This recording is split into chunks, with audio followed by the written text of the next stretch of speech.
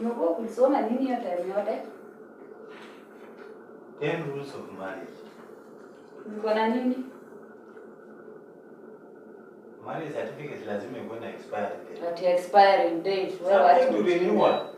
To renew, kwani to renew is it a job? But unaandika contract ama una sign. Hii certificate ya marriage. Wacha ufala. Ikuwe na expiry date. Bora title deed kwa gina nini?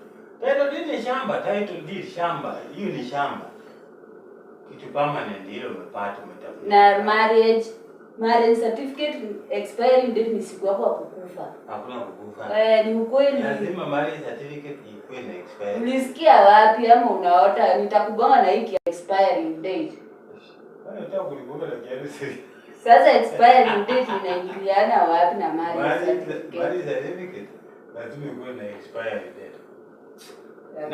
Na watu wengi hawatarenew. Useme wewe, wacha kusema watu wengi, acha kuongelelea umati, sema wewe. Uone za renew. Uone za renew. Hakuna nini, hakuna kurenew hapo. Ikiwa na expiry date uone za renew. Mbio sana. Uone za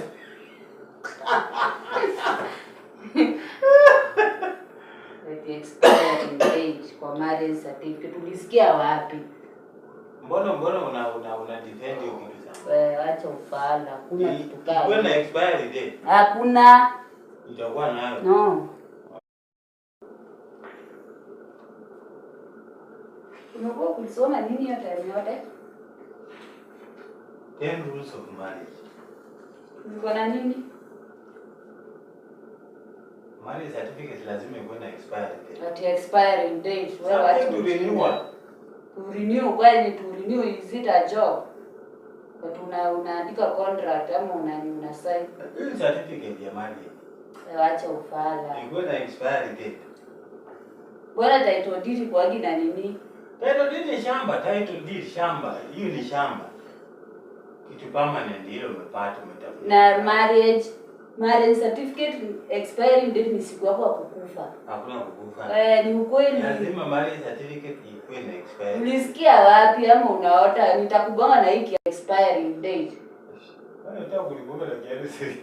Sasa expiring date inaingiliana wapi na marriage certificate? Marriage certificate lazima ikuwe na expiry date.